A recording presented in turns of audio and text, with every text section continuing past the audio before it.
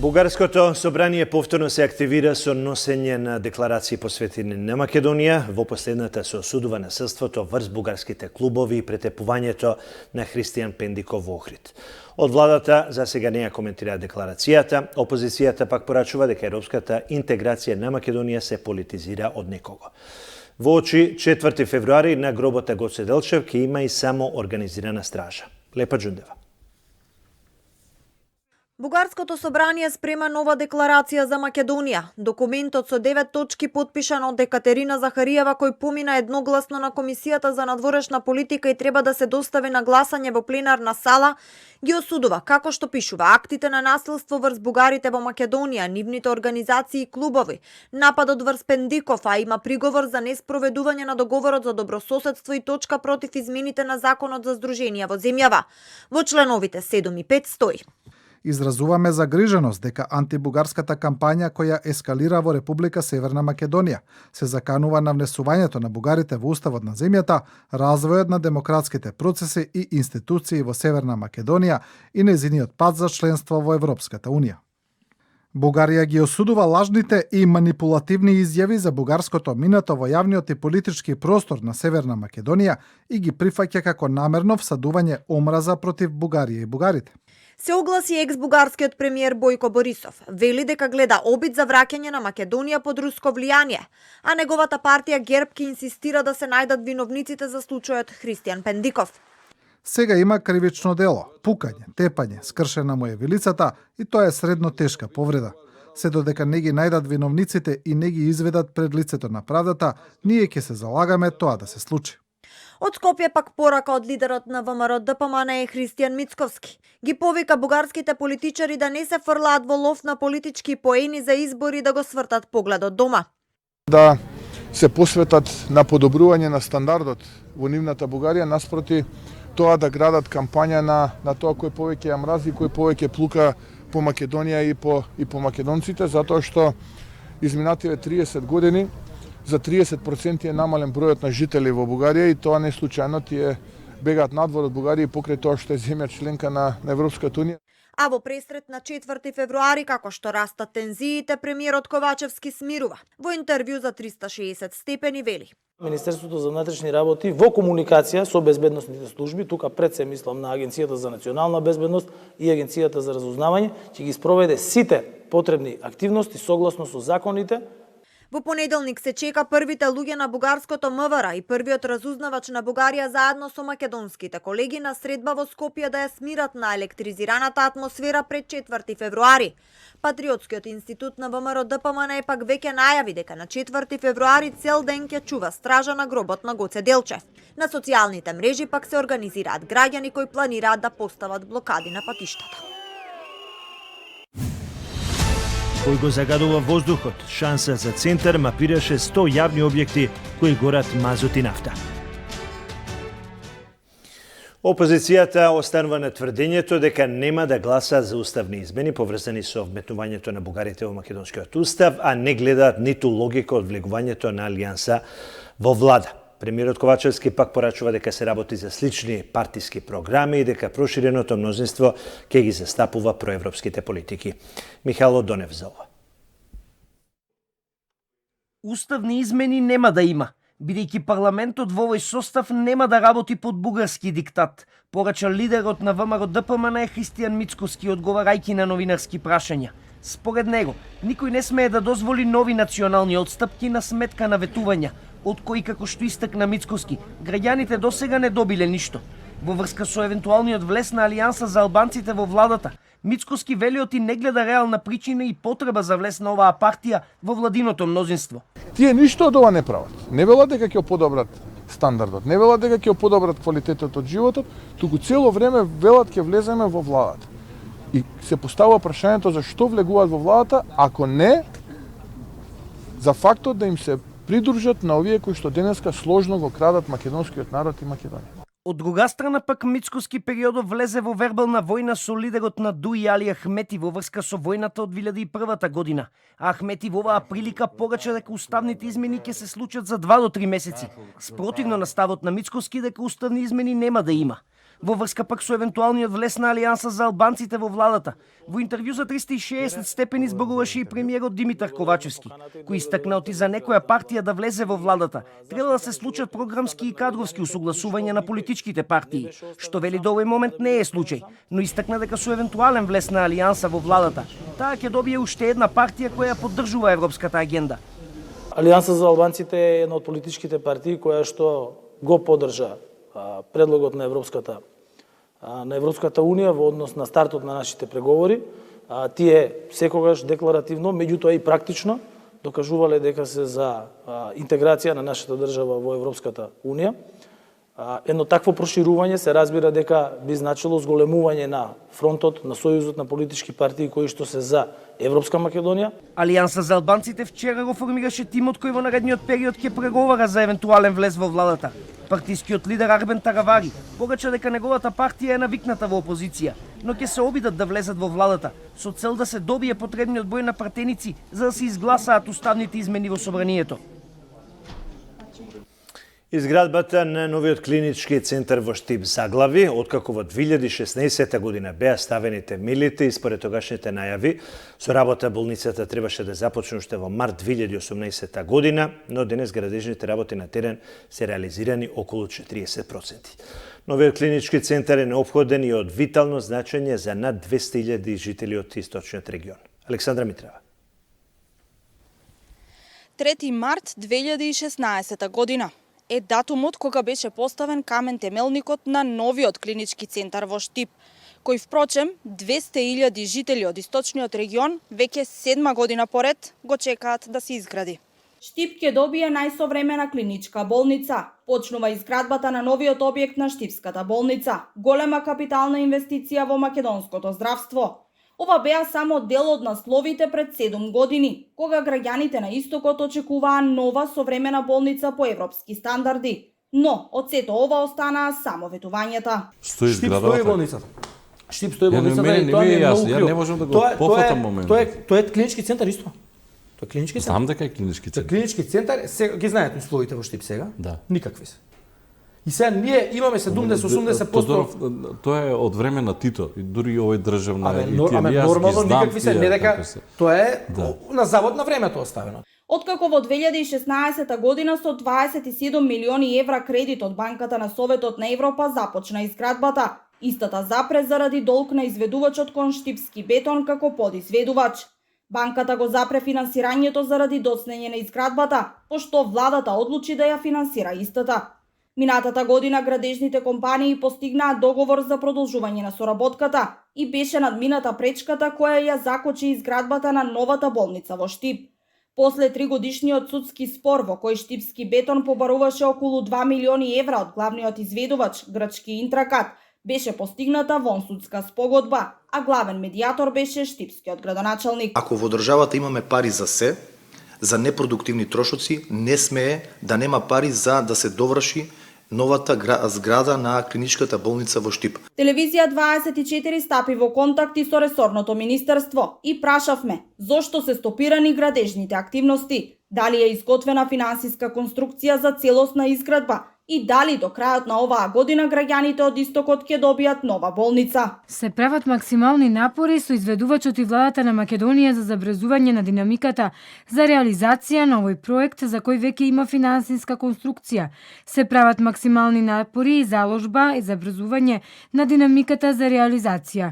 Инаку досека процентот на реализација е околу 40%. Бидејќи максималните напори на терен не се очигледни, па го прашавме и премиерот дали во блиска иднина штипјани ќе ја добијат долго очекуваната болница која им е неопходна. Јас сметам дека активностите во Министерството за здравство треба да бидат поинтензивни и затоа и го поставивме како прашање, го разговаравме и на седница на влада, бидејќи секој одложување на ваков наследен проблем не го олеснува, туку го усложнува проблемот заради растешките цени. Факт е дека објектот кој навлезе во својата 7 година од изградба е во фаза на внатрешно уредување, иако има уште делови од надворешната фасада кои чекаат на завршување.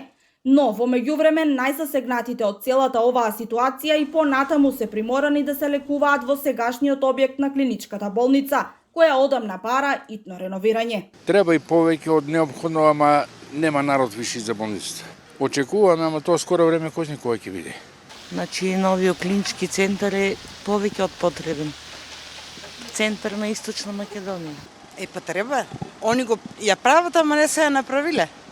А сега до кога ќе биде не знаеме. Да, потребно е, како не е потребно и тоа многу не е потребно. Телевизија 24 се обиде да добие одговори од подизведувачот Штипски бетон, меѓутоа нивните административни канцеларии во Штип одамна се затворени. Сепак, јавноста заслужува одговори, бидејќи станува збор за изградба на нова најсовремена клиничка болница во Штип, според врвни светски стандарди, која беше проектирана да се протега на 34.000 метри квадратни површина, на 8 спратови, хелидром и капацитет од 300 болнички кревети. Во овој лавиринт на договори, судски спор, изведувач, подизведувач, крајно неизвестно е што ќе биде со објектот кој требаше да биде најсовремен клинички центар во Источна Македонија.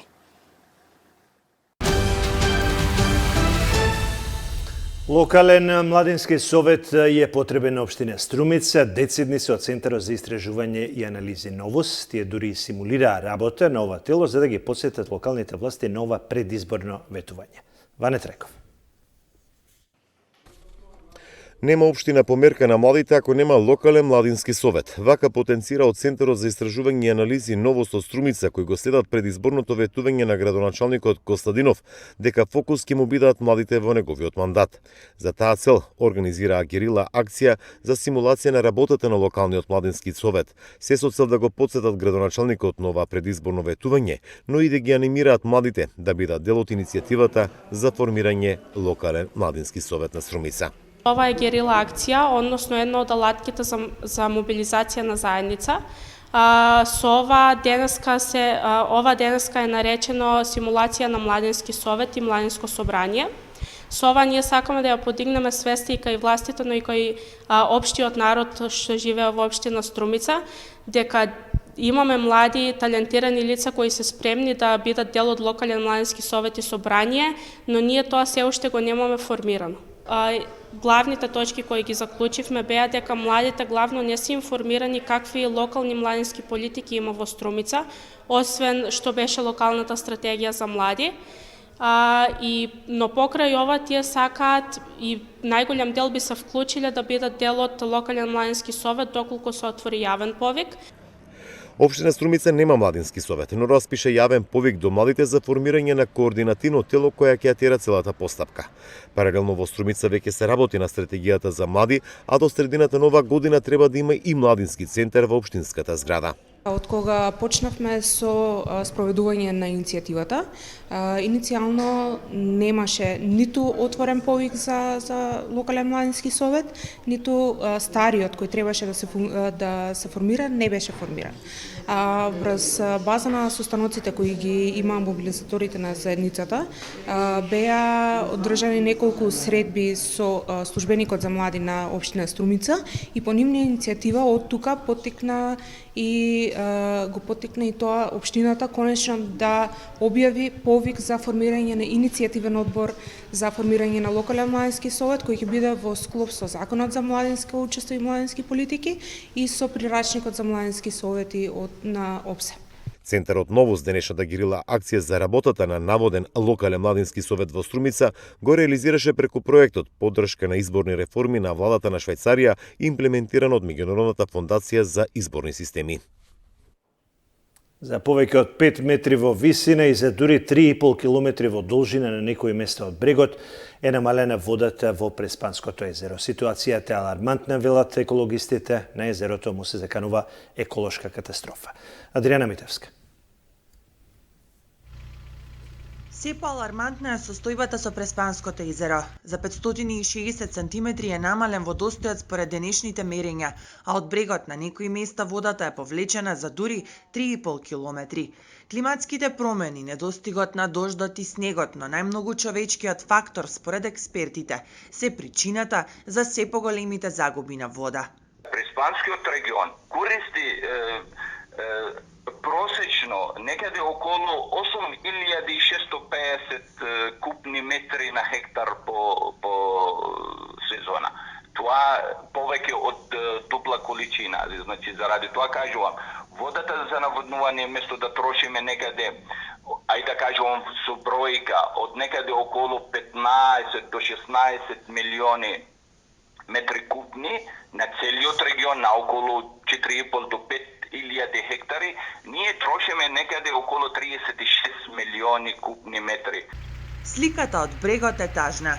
Езерото го снемува. Екологистите со години алармираат, но досега конкретни мерки нема. Состојбата наместо да се подобрува, се влошува. Загрижени се и жителите од Преспа. И тие негодуваат за причините. За овошките, за еболката, и оттамо се црпи. Значи, не можеме да речеме не се црпи. То дел по малку си оди. А и временските услови што е ете така. Всушност нема доволно, заради тоа што гледат и ова зима, се соочуваме со температури на 900 метра да немаме воопшто снег. Температури некаде над 16 до 20 степени. Што многу чудно е за годините наназад. Значи снегот мора да го има на планините, на големите надморски висини, за да има акумулација на вода. Последниот став од државата околу овој проблем од премиерот Ковачевски, кој вели дека државата ќе прави анализа, а потоа ќе презема и конкретни мерки за надминување на состојбата. Во наредниот период ќе мора да се изработи анализа, врз основа на која ќе може да се определат активности и мерки како да се спаси, да кажеме, Преспанското езеро, исто како што во минатото беше направено и со Охридското езеро. Секако се работи за огромен проект, кој што проект ќе треба да биде поддржан и од наши партнери и финансиски, меѓутоа исто така и преку ноу-хау, но државата нема да го остави Преспанското езеро така. Инаку, дополнителна штета на езерото, меѓу другото, му прави употребата на пестицидите за овоштарниците. Дополнително придонесува за размножување на алгите, а поради збогатен фосфор и азот, изумира ендемичниот жив свет во Преспанското езеро. Видливоста на водата е намалена од 30 до 70%. За што се зборува воопшто кога јавни институции го загадуваат воздухот во Скопје со грење на мазот или нафта за домакинства, велат од Шанса за центар, од каде нагласуваат дека изброиле околу 100 институции кои го загадуваат воздухот, но дека сигурно ги има уште. Празните муабети што ги расфрлаат големите партии нема да го решат проблемот со загадувањето на воздухот, од кој секоја година прерано губиме луѓе, велат од оваа организација. На 7 февруари пак ќе се спроведе спогодување за висината на цената која цементарница Усија ќе ја плати како казна за загадувањето на амбиенталниот воздух. Висината на казната ќе изнесува од 180 до 200.000 евра, а предвидена и казна за управителот во висина од 10.000 евра. Казната Усија ќе ја плати согласно прекршочната пријава на Државниот инспекторат за животна средина. Компанијата по интервенцијата на Државниот инспекторат веднаш премина на грење од мазот на газ, постапувајќи по решението на инспекторатот, од каде замија вела дека во ваквите случаи според закон е предвидена прекршочна пријава која, доколку субјектот не ја испочитува, се преминува кон кривична пријава и кон постапка за одземање на дозволата. Инспектори од град Скопје од Државниот инспекторат направија вонредни контроли во Усија, при што утврдиле големо надминување на штетните ПМ честички, зашто градот поднесе кривична пријава. Денарот останува стабилен, а во следниот период не се очекуваат притисоци врз девизните резерви.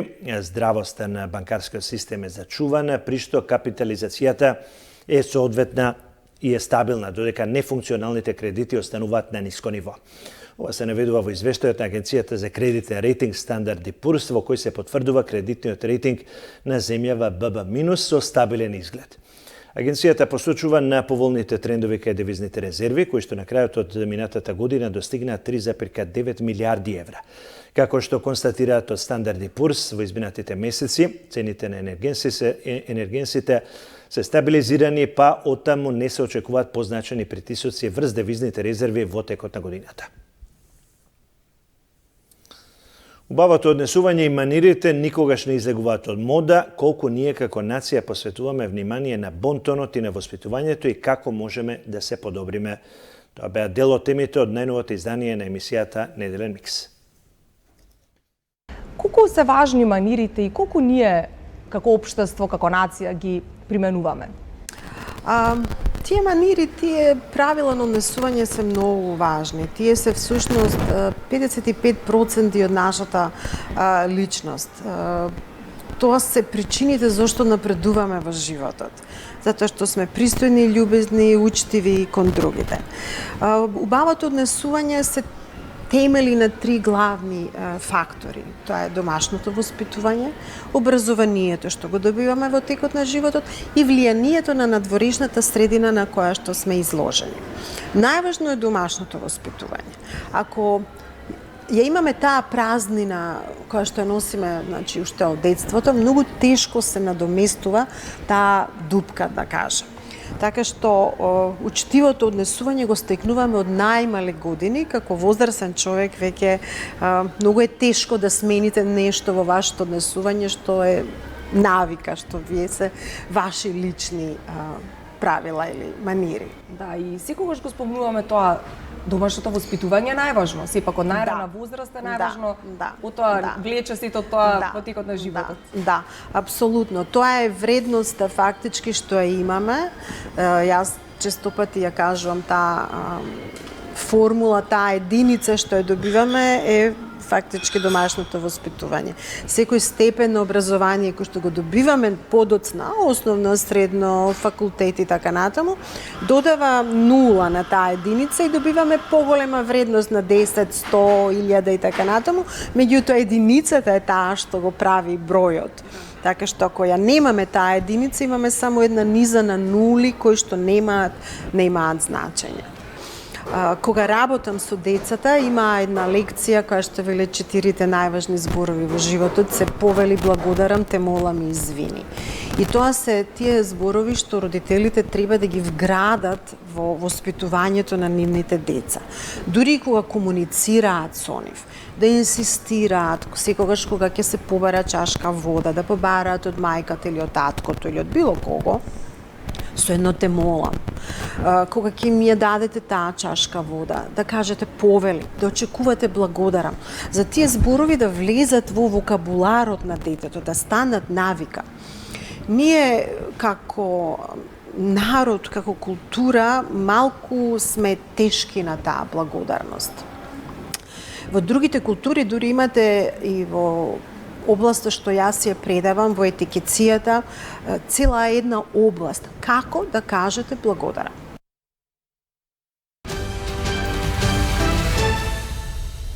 Петер Павел, пензиониран генерал, поранешен висок командант на НАТО, дојде до чешкото председателство со убедлива изборна победа над поранешниот премиер Андреј Бабиш, што подржувачите веднаш го поздравија како победа на либералната демократија над популизмот. Со преброени околу 88% од гласовите, Павел беше со предност од 57% до 42,96%, разлика од речиси 700.000 гласови на национално ниво, оставајќи го неговиот противник со непремослив дефицит.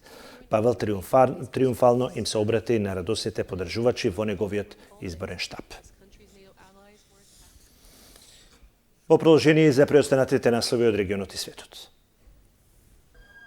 13-годишник од Источен Ерусалим отвори логан на влезот од археолошкиот музеј Давидов во нападот се ранети татко и син. А малолетниот напаѓач бил убиен од страна на 20 цивили кои имале дозвола за употреба на оружје.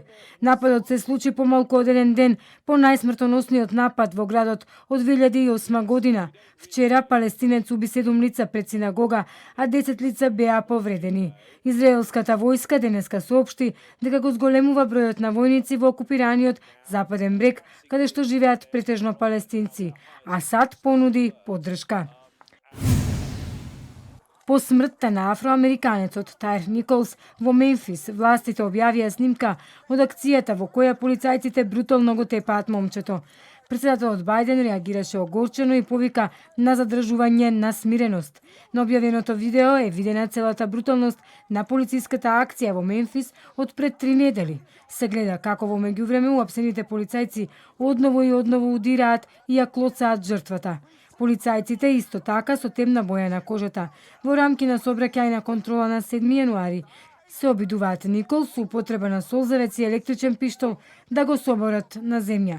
Жртвата се обидува да побегне, но полицајците го спречуваат. По објавеното видео, 50 лица се собраа во паркот на мачениците во центарот на Мемфис, скандирајќи "Без правда нема мир".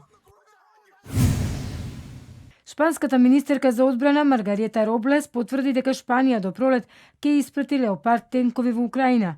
Тенковите што ќе бидат испратени се Леопард 2А4, кои во моментот не се користат и се стационирани во базата во Сарагоса.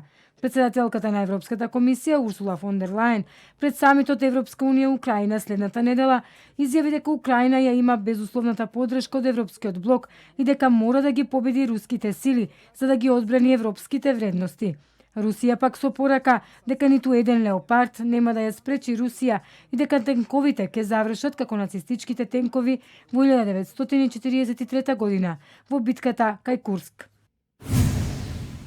Рекордна количина дожд наврна во најголемиот град на Нов Зеланд. Дождот во Окленд предизвика смрт на 3 лица, а 2 лица се водат за исчезнати. Вчера градот со околу 1,6 милиони жители постави рекорд за најголем број на врнежи. На некои места паднаа повеќе од 15 сантиметри за само 3 часа. Телата на двајца мажи се пронајдени во поплавените подрачја. Трет маж се бара откако надојдените води го однеле, а уште едно лице се води за исчезнато откако одрон зафатил куќа. Спасени се 126 затрупани во куќи и автомобили. Прогласена е вонредна состојба во регионот. Снег и снежниви улици ги затворија патиштата и блокираа луѓе во неколку делови на Романија. Поради лошото време возовите доцнат 2 до 3 часа. Повеќе од 100 пожарникари, полиција и војници се приклучија да помогнат во најпогодените области. Во Вранча е прогласена вонредна состојба. Сообраќајот кон Букурешт е затворен. Снегот и силниот ветер предизвикаа хаос во главниот град. Лошото време ќе продолжи и во наредната недела, иако врнежите од снег ќе се намалат во повеќе делови од земјата, прогнозираат синоптичарите.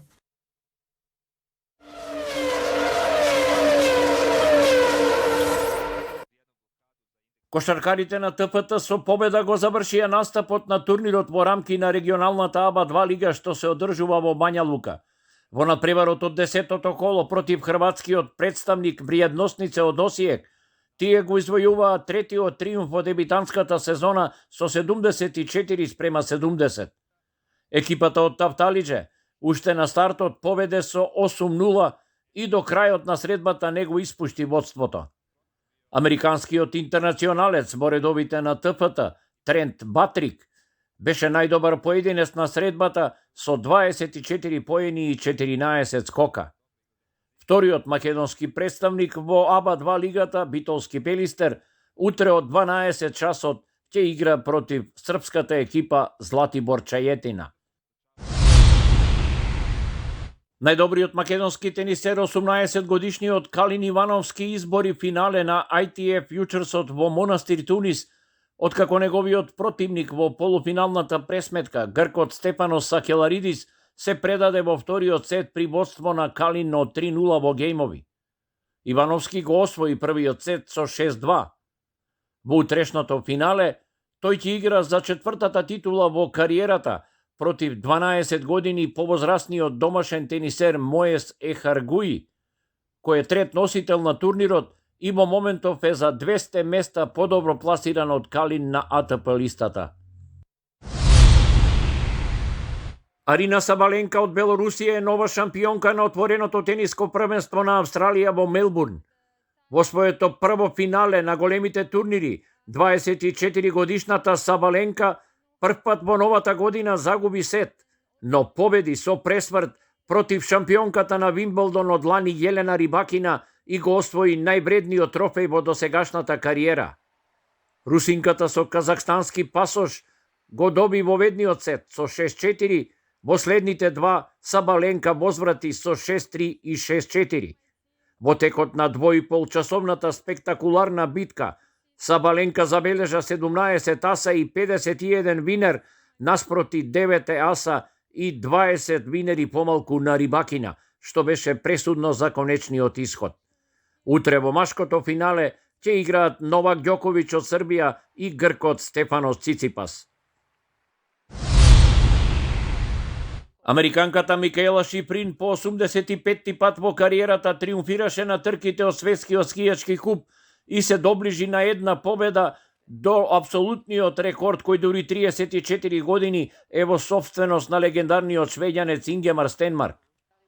Шиприн денеска го освои првото место на слаломот во чешкиот зимски центар Шпиндлеров млин, каде по двете возења имаше 60 стотинки предност над второпласираната германка Лена Дур. Подиумот го дополни Венди Холденер од Швајцарија, која заостана 1 секунда и 31 стотинка зад победничката. Шиприн веќе на утрешниот слалом на истата патека ќе има можност да го израмни рекордот на Стенмарк. Најдобрите светски скијачи се надпреваруваа во супер велеслалом во Кортина d'Ampezzo, Италија, каде најбрз беше Марк Одермат од Швајцарија со 35 стотинки подобро време од второпласираниот норвежанец Александер Омот Килде. Третата позиција му припадна на домашниот скијач Матија Касе, кој задоцни 49 стотинки зад победникот.